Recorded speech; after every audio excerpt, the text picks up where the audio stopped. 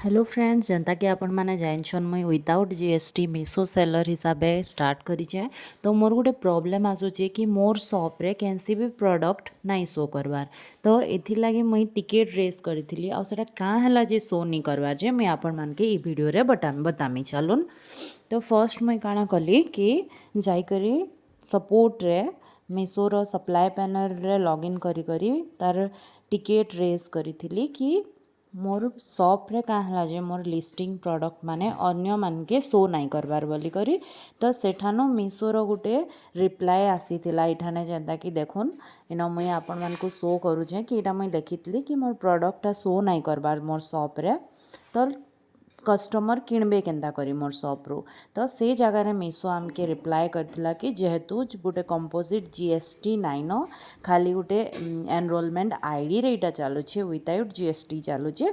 तो सेति लागी मीशो रो शॉप रे विजिबिलिटी नहीं देखावार, बाकी कैटलॉग सबू लाइव अच्छे।